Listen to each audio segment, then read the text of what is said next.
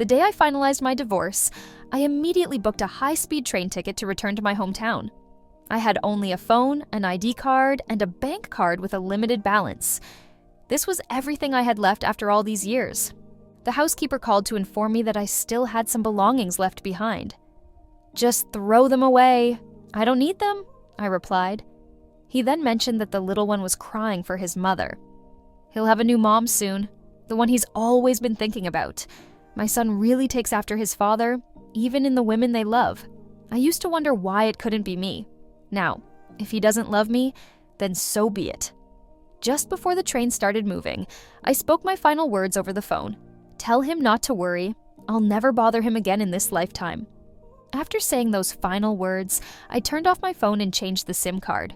From that moment on, this city had nothing to do with me. Sitting beside me was a little girl, about my son's age, with large, wary eyes. I used to love children, but now I feel nothing. The girl was quiet and well-behaved throughout the journey, while her guardian was loud, talking on the phone and cursing nonstop. I put on my headphones and closed my eyes to rest. I don't know how much time passed before I felt someone gently tug at my sleeve. I opened my eyes and looked at the girl. "Auntie, my mom is missing. Can you help me find her?" she asked, her lips pressed together. The seat by the aisle was empty. Unsure of what had happened, I immediately called the conductor and the train police. After an investigation, they found that the girl's mother had disembarked midway, looking back warily as she walked away, afraid the girl might follow her. In other words, the little girl had been abandoned. The carriage was filled with noise from passengers discussing the situation. They spoke without restraint, right in front of the girl, calling her mother heartless and talking about how pitiful she was. The girl sat quietly in her seat, motionless, neither crying nor making a fuss. After a moment of thought, I showed the train police my ID and provided my home address and contact information. When I got off the train, in addition to my phone, Idaho card, and a bank card with a limited balance, I also had a child with me. I officially settled down in my hometown. I tidied up the desolate little courtyard, planting fruits and vegetables. I framed my grandmother's portrait and hung it in the center of the living room. I named the little girl Felisa and gave her my surname, Song. I completed the necessary paperwork and got her registered. From then on, my household registration book was no longer a solitary page. Felisa, or Feli as I called her, never smiled. She always had a serious expression, staring at me solemnly. She was mature beyond her years, understanding everything. Though she was only 4, she stood on a stool to cook porridge for me when I was sick. I couldn't help but think of my own child, Benjamin, the little master of the Jiang family who received entire ski resorts and candy factories as gifts. They were so different. Feli once asked why I adopted her, saying she was just a burden. I patted her head and replied, "Because I was lonely. Can you keep me company?" She was silent for a long time before nodding vigorously. "Okay, I'll stay with you forever." Time passed and Feli started kindergarten, then elementary school, where she even became a class monitor. One day I was surprised to receive a call from her teacher informing me that Feli had gotten into a fight. Feli was usually an obedient child, very mature for her age. She wouldn't even spare her classmates an extra glance, let alone get into a fight. When I arrived at the school, the teacher explained that the child who fought with Feli was a new transfer student. The teacher seemed hesitant, but eventually told me Benjamin said Feli was trying to steal his mom. I was taken aback. "What do you mean?" I asked. The teacher explained that Benjamin had seen a photo in Feli's pencil case, one of me and her. He accused Feli of being shameless for trying to steal his mother. I didn't say anything more and followed the teacher to the office. There, I saw Feli quietly doing her homework, calm and composed.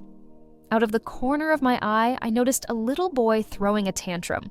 When he saw me, his eyes lit up, and he ran towards me on his short legs. "Mommy!" he cried.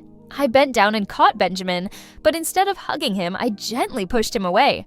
"Little one, you've mistaken me for someone else," I said with a slight smile. Then I looked up to meet the gaze of the man in the room. "Hello, sir. I am Felisa's mother." I never expected to see Lawrence again. The world is vast, and if you don't want to meet someone, you naturally won't. Benjamin cried loudly, accusing me of abandoning him. Feli gripped her pen tightly, clearly annoyed. Lawrence stared at me in silence, waiting for my reaction.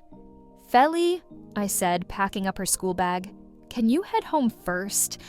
Feli nodded decisively, slung her bag over her shoulder, and left without looking back. As soon as she was gone, Benjamin quickly wiped away his tears and ran over to hug my leg.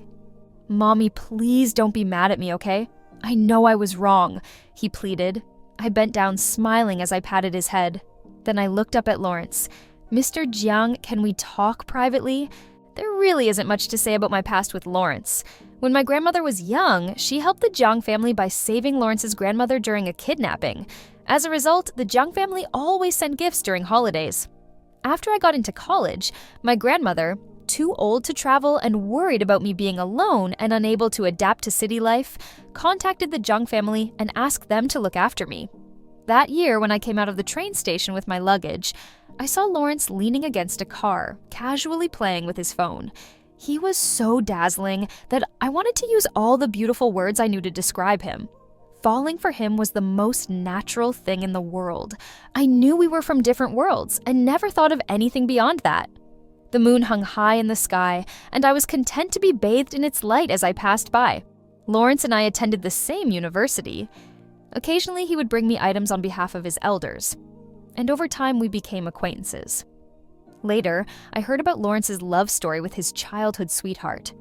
Their relationship was filled with constant sweetness, quarrels, separations, and reconciliations.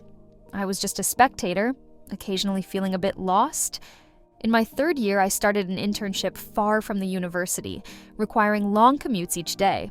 Once, I ran into Lawrence and he casually asked how I was doing. I told him the truth. Not long after, I received a call from Lawrence's grandmother saying there was a vacant house near my company and suggesting I move in. I couldn't refuse the kind offer and was very grateful. After moving in, I noticed traces of Lawrence's life everywhere.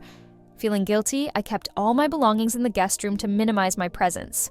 Until one night, after working late, I came home to find a drunk Lawrence passed out on the sofa. I wanted to avoid suspicion, but worried he might catch a cold, so I brought a blanket to cover him. Lawrence opened his eyes and looked at me. I thought he was going to question why I was in his house. Instead, he pinned me down, and we made a terrible mistake. Nowadays, I don't really remember much about that chaotic night. The human body has a self-protective mechanism. Sometimes when things are too painful, they gradually fade away. In my life so far, I've only been with one person once, and he called out someone else's name. Thinking back, Lawrence has only ever called me by my name once. On the day we first met at the train station, he looked me up and down and said, "Julia." Yes, I am. If life were as it was at first sight, why would the autumn wind bring sorrow? The campus was silent after school. Lawrence and I stood at the end of the corridor, a vibrant green backdrop behind us. "Didn't you want to talk privately?" Lawrence asked. "Say what you need to say." Since he initiated it, I didn't hesitate. "What have you been telling Benjamin these past few years?" "What?" he replied. "We've been divorced for 4 years. In these 4 years, I've kept my promise not to appear and have been sending child support to your account every month on time. Children's memories are short. Besides, Ben never liked me as his biological mother. If no one had been reminding him constantly, he wouldn't still remember me, let alone have feelings for me." Lawrence turned his head away. "I haven't said anything to him. It's his grandmother who's been reminding him." "Then why the transfer?" I asked. "He's been clamoring to come find you." Lawrence paused. I couldn't stop him. Of course, Benjamin is the apple of the Jiang family's eye. Whatever he wants, he gets. Even Lawrence has no principles when it comes to Benjamin. I lowered my gaze, quietly contemplating. After a while, I smiled. It's fine. Once his expectations are shattered, he'll naturally want to go back.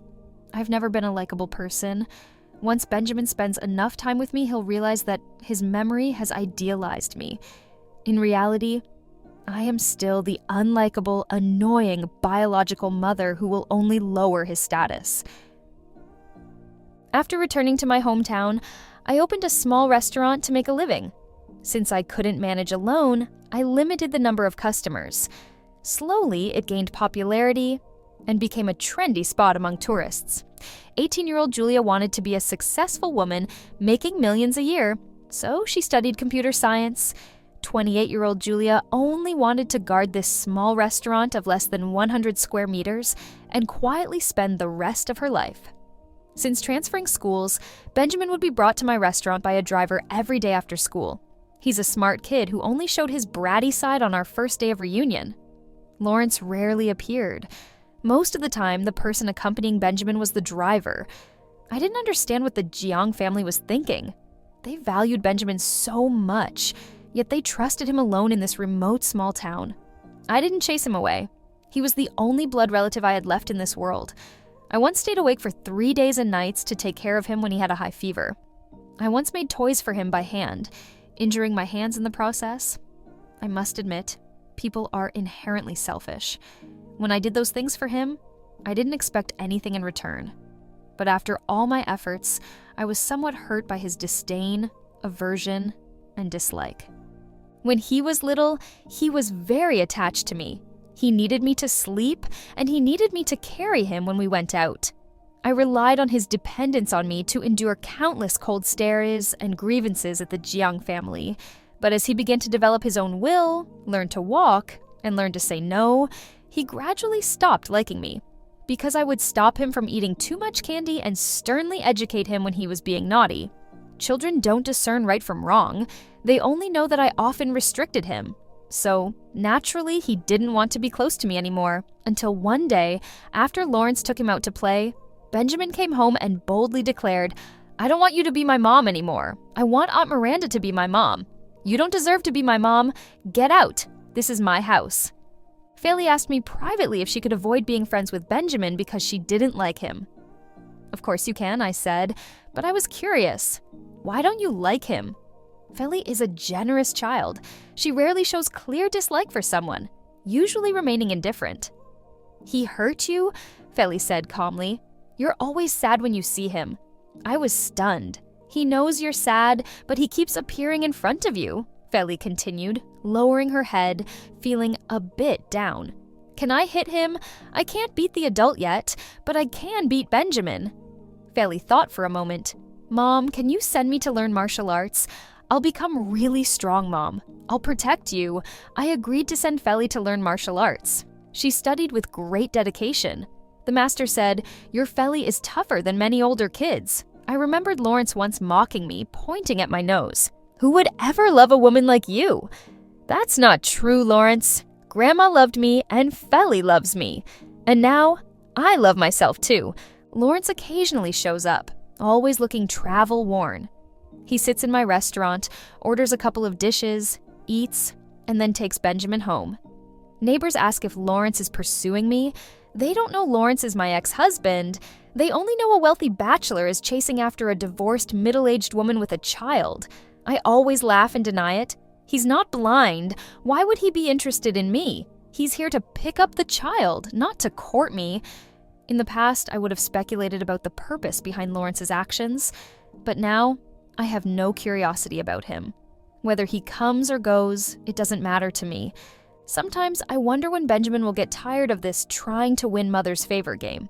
He's been in this small town with no aquarium, no amusement park, and no big shopping malls for almost 3 months. Perhaps the saying, "the unattainable is always more precious," is deeply ingrained in everyone, even children. The colder I am towards him, the more he wants to cling to me. He often shows a lonely expression when I gently hold Feli's hand, when I bend down to straighten Feli's dress, or when I bring out a special dessert I made just for Feli. But whenever I look at him, his loneliness disappears, replaced by a sweet smile. People's preferences change with their feelings. When I loved this child, any slight bump would make me feel bad for a long time. But now, even knowing he's pretending to be strong, I feel nothing. I even wonder why he hasn't left yet. His presence here is really quite annoying. I don't hate him, I just don't like him anymore. Early summer arrived, and after the closing ceremony, summer vacation officially began.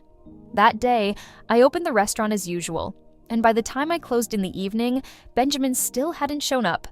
I assumed he had finally tired of the boring game and decided to return to his life as a privileged young master. But when I got home in the evening, I found him holding a delicate cake box, sitting obediently on the steps of the small courtyard. Lawrence was with him, accompanied by several gift bags. Their striking looks drew amazed glances from passers-by, but they were focused solely on what was in front of them. "Dad, when will Mom be back?" Benjamin asked. "Soon," Lawrence replied. "We specially came to celebrate her birthday and brought so many gifts. Will Mom be happy?" "She will be," Lawrence assured him. Hearing this, Benjamin pressed his lips together and smiled with anticipation. He was dressed in a formal little suit, specially groomed, but the weather was hot, and perhaps he had waited too long, as there were beads of sweat on his forehead. Or maybe it wasn't the heat, but his excitement. I stopped a short distance away. Feli, however, didn't slow down at all. She walked straight to the father and son, speaking crisply. "You're mistaken. Mom's birthday isn't today." "You're lying." Benjamin rarely confronted Feli directly anymore. He knew I adored Feli and didn't want to upset me, so he usually tried to avoid interacting with her. But now, he stood up fiercely, loudly retorting, "Mom's birthday is today. She and I share the same birthday. I wouldn't get it wrong." Lawrence saw me and also stood up. He didn't speak, but there was a hint of expectation on his face. "Julia," he called my name, awkward and unfamiliar. "Happy birthday." I walked over, pulling out my keys and unlocking the small courtyard gate while calmly looking at him. "I forgot to tell you, I've changed my birthday, but this kind of trivial matter shouldn't concern you, right? I used to love celebrating my birthday. Grandma was a little old lady who loved ceremonies. Every year on my birthday, she would prepare a big table of dishes, a beautiful cake, and a delicate gift. There were only the two of us in the house, but it never felt lonely. She wasn't in good health and couldn't travel long distances, but after I went to college and couldn't be home for my birthday, she would always fly across the country to be with me, blowing out candles and eating cake. When Grandma was alive, I was never lonely. That year on my birthday, Grandma flew over to be with me as usual. I was in the late stages of my pregnancy with Benjamin. I didn't want Grandma to worry, so I hid all my discomforts and lied to her, saying Lawrence was very caring. But in reality, Lawrence hardly ever looked at me. Even though we lived under the same roof, he treated me like I was invisible. At the time, I understood him. What happened between us that night was a mistake. I even thought that since Lawrence was drunk, I could sneak away once it was over.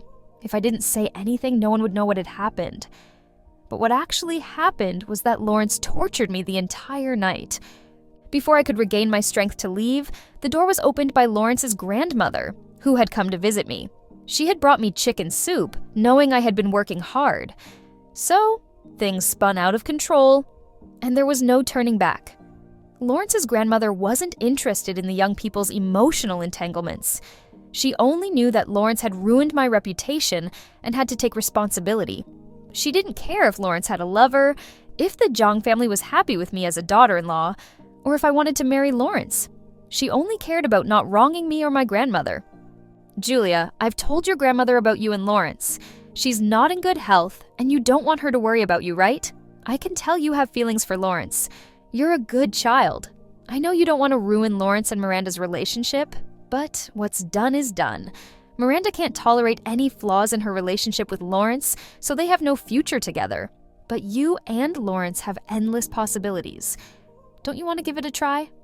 I have to admit, for a moment, I was tempted. But before I could make a choice, I found out I was pregnant.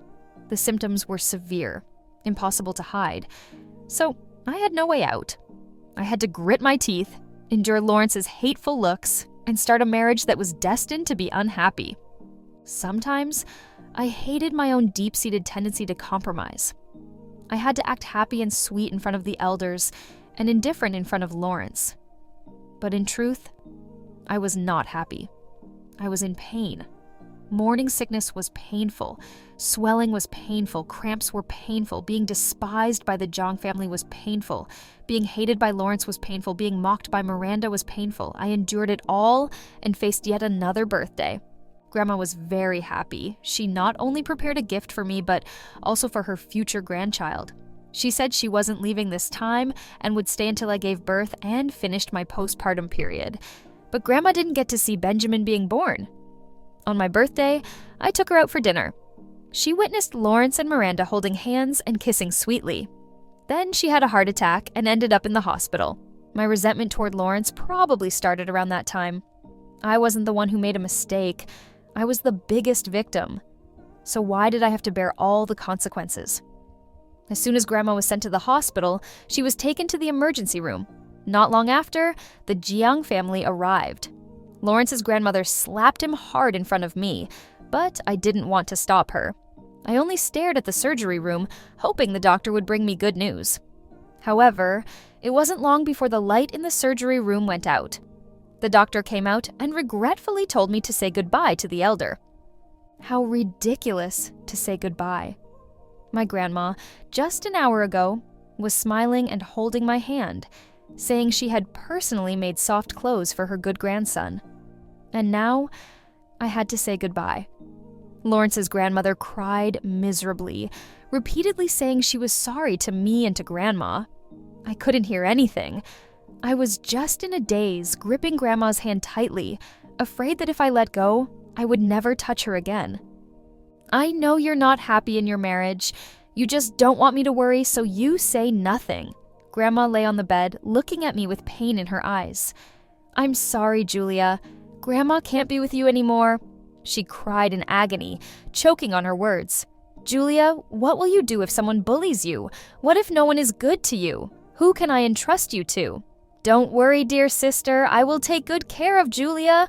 Lawrence's grandmother vowed tearfully, pulling Lawrence to make him promise too. Lawrence knelt by the bed, telling Grandma, Don't worry, Grandma. I will take good care of her.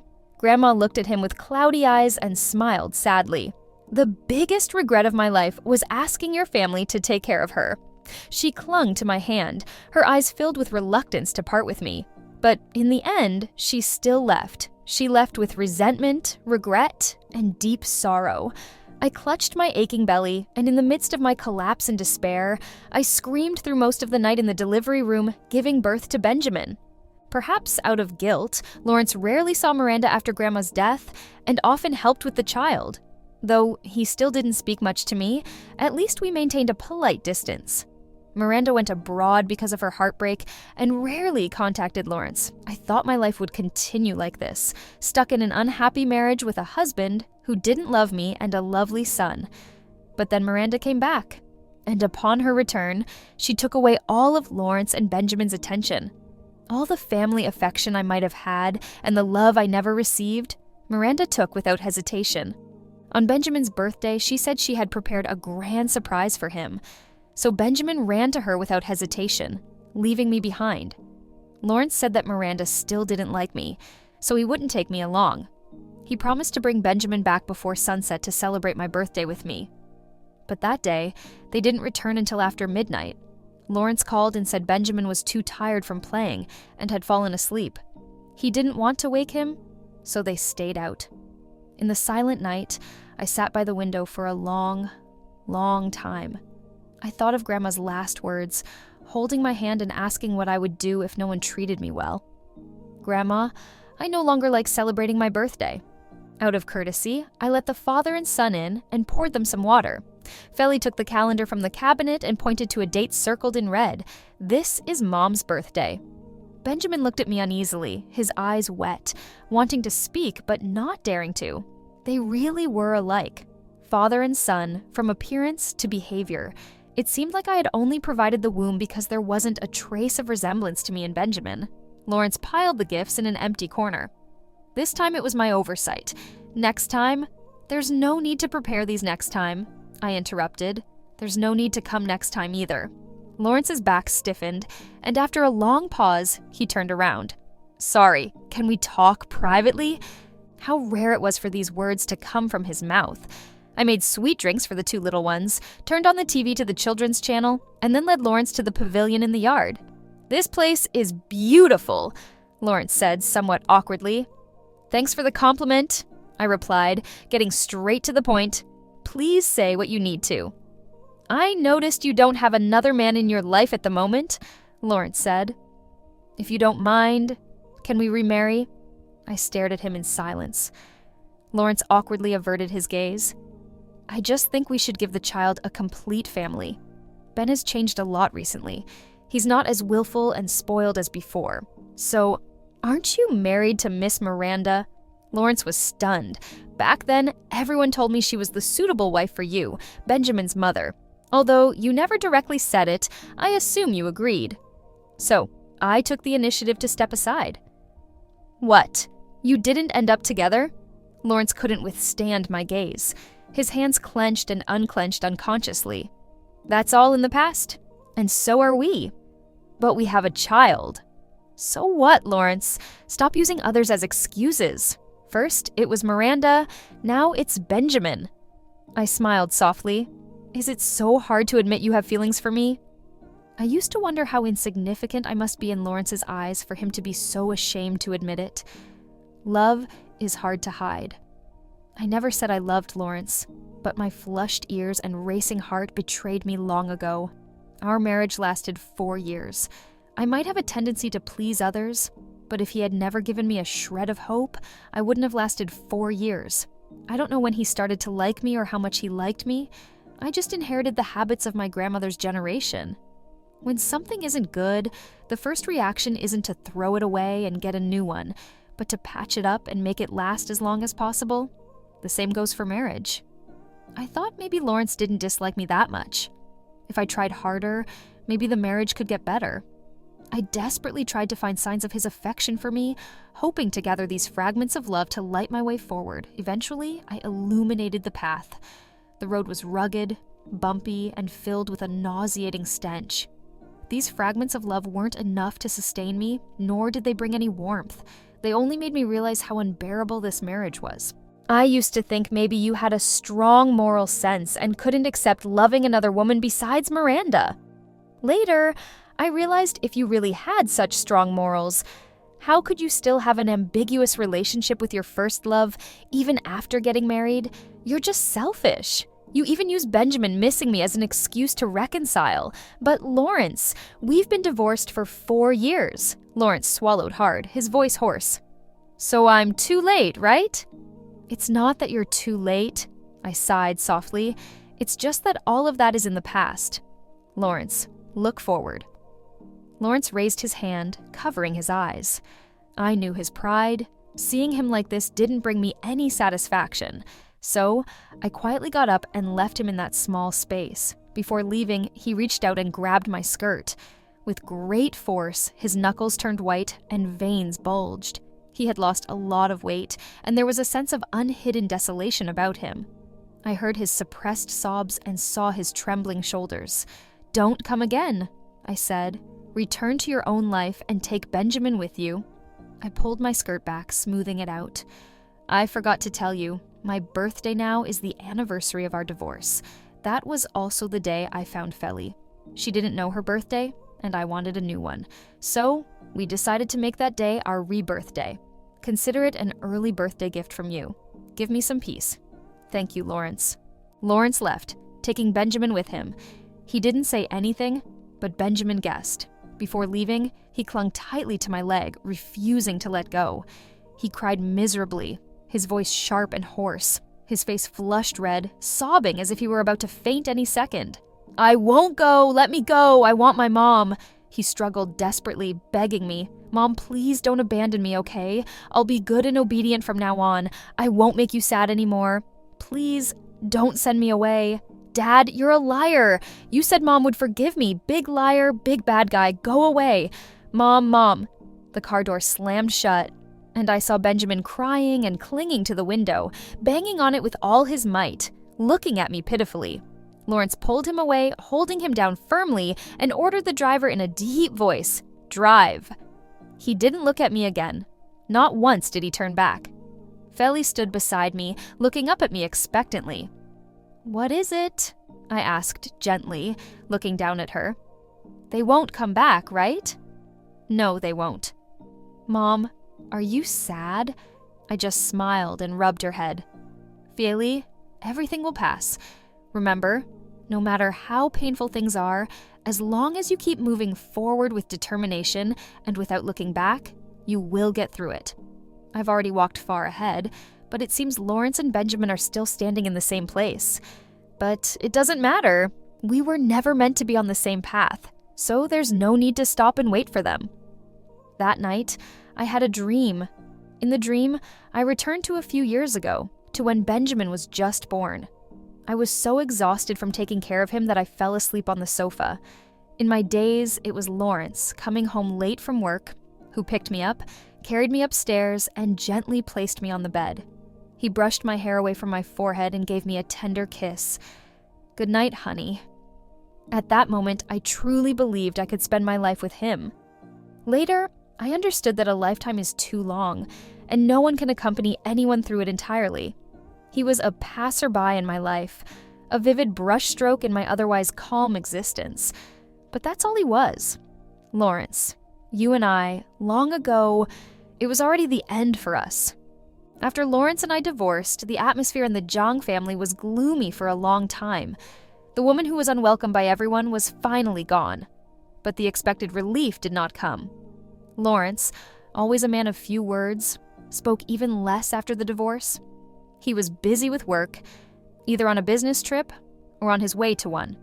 Even when he came home, he usually fell asleep immediately. Benjamin, on the other hand, seemed carefree, running around with the nanny every day and throwing tantrums whenever things didn't go his way. But one day he suddenly asked, "Where's Mom?" The nanny didn't know how to respond. Benjamin was proactive. He looked under the table, in the wardrobe, in the garden, searching for a long time but finding nothing. Huh? Where did Mom hide? Children forget easily, but Benjamin was smart. He could clearly recall the last time he saw me. That morning before I left, I smiled, bent down, and patted his head. "Ben, Mom is leaving. I used to hope you'd be a good and obedient child, but now I understand that you're different from me. You have the privilege of being willful. In the days to come, be happy and joyful." At that time, Benjamin didn't take these words to heart. He was annoyed by my lectures and resented my control over him. But now, as he remembered those words and looked around the large villa, realizing my presence was nowhere to be found, he finally realized and started to feel sad. That evening, when Lawrence came home, Benjamin unusually grabbed his hand. "Dad, did you fight with Mom?" Lawrence stopped and looked down at him. Benjamin's innocent face frowned. "Can you apologize to Mom and make up with her? I haven't seen her in a long time. I want to eat Mom's sweet and sour ribs. Can we have them tonight?" Lawrence looked at Benjamin's expectant face, first expressionless, then slowly revealing a cruel smile. "I didn't fight with her. I divorced her. Do you know what divorce means? Divorce means she doesn't want you anymore. She will never see you again. No matter what you want to do, she won't care anymore. She abandoned you, understand?" He seemed to enjoy the fear on Benjamin's face and repeated, "Benjamin, she doesn't want you anymore. She'll have other children, more obedient and cuter than you. You mean nothing to her now?" "You're lying. Mom wouldn't abandon me," Benjamin screamed. "You're the one she left. Mom said she loved me the most." "She lied to you," Lawrence laughed. "Benjamin, you were deceived. Loved you the most? Ha, you believe that nonsense." "Lawrence, what are you saying to the child?" The elders of the Zhang family rushed over quickly, holding the distraught Benjamin, comforting him softly. "Ben, don't cry. Dad was just joking with you." "I want Mom. Mom is busy right now. She went back to her hometown and will be back in a few days, okay?" No, I want to see her now." Benjamin struggled forcefully. Lawrence despised Benjamin's willfulness the most. He watched Benjamin's tantrum indifferently, like an outsider without a hint of emotion. Even when Benjamin cried so much he almost vomited, Lawrence just frowned slightly and went upstairs. The bedroom was exactly the same as before I left, including the large wedding photo on the wall. Sometimes, Lawrence didn't understand his own thoughts. When he and Miranda broke up, he blocked her, deleted her number, threw away all mementos, wishing everything related to her would disappear from his world. But after divorcing me, he threw nothing away, as if throwing things away meant losing. He tried hard to keep his emotions stable, to prove that my departure didn't affect him at all. He thought it was just a woman he didn't love. Divorce was supposed to be a relief. Half a year after the divorce, Miranda asked him if he wanted to get married. Lawrence was silent for a while, and then said, "Forget it. Benjamin was still causing a fuss looking for her a few days ago. If I marry you, He'll probably throw a huge tantrum. Miranda looked into his eyes and asked, "Are you really not marrying me just because of Benjamin?" "What else?" Miranda laughed, a hint of mockery in her tone. "Lawrence, sometimes I admire you. After all, you even deceive yourself." Lawrence didn't understand. What was he deceiving himself about? When Benjamin turned 18, Lawrence was still single. But I had remarried. I married a programmer, shy and quiet, but very kind to me. Perhaps out of love for me, the programmer even cared a lot about Benjamin, his stepson. On the wedding day, Benjamin attended the ceremony.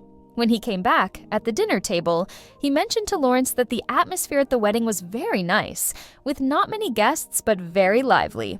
Lawrence just silently chewed his food, not even bothering to give him a glance. This was the usual way they interacted. There wasn't much affection or conversation between them, just the polite but distant relationship typical of a wealthy family.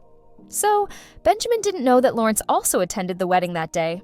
Not only did he go, but he also gave a red envelope. Inside was a bank card. I didn't take it. Keep it. I know you don't need this, but it's just a little gesture from me. I can't give you anything else. I shook my head. You don't need to give me anything. I wore a simple dress, not as grand as my wedding to Lawrence, but my smile was much more genuine. Lawrence looked at me once and then looked away. He was afraid that if he looked any longer, he would break down in tears and beg me not to get married, not to leave him. The dressing room was very quiet. Someone knocked on the door. "Is the bride ready? It's time to go on stage." "Ready." I stood up and asked Lawrence, "Ben is outside. Why don't you join us for a meal before you leave?" "No." Lawrence shook his head, stood up, and walked to the door first. With his hand on the door handle, Lawrence suddenly spoke. "By the way, there's something I've never told you." "I used to be jealous of Benjamin and Grandma." I was surprised. "What did you say?" "Everyone said you loved me deeply, but I always felt that in your heart, Grandma was more important than me." Lawrence's tone was calm. "So I was always unhappy. Then Benjamin was born. No matter what we were doing, as soon as Benjamin cried, I ceased to exist in your eyes." Lawrence said, "So I always disliked Benjamin. Maybe subconsciously I always wanted all your attention." Lawrence laughed self-deprecatingly. "Too bad I wasn't that lucky. So I lost what I originally had too. And I wasn't drunk that night. I was very clear-headed." Lawrence finally turned around and looked at me. "If you're ever unhappy in the future, come to me anytime. But if you're happy, don't tell me. You know I'm not a good person. Seeing your happiness not involving me, I'd want to ruin it." From the first day the programmer appeared by my side, Lawrence knew. The desire to destroy instantly broke free, like an ugly reptile lurking in the shadows, plotting to ruin my second chance at happiness. But my smile was so beautiful. I looked genuinely happy. Not witnessing my wedding with the programmer was the greatest blessing Lawrence could give. Is it sad? Yes, it's sad. Is it regrettable? Yes, it's regrettable. But no matter how sad or regretful, in this lifetime, Lawrence and I are over. Lawrence thought of the year he first met me. He was reluctant to pick up the country bumpkin sent by his grandmother. Just a second before seeing me, he was complaining to his friends on his phone. But when he looked up and saw me, he almost stopped breathing. I was like a cool breeze, sweeping away all the summer heat, leaving only the sound of cicadas and the dappled sunlight through the trees. The attraction was instantaneous. He did many things he couldn't understand, his eyes unconsciously following me in every moment of life. By the time he realized it, there was no turning back for them.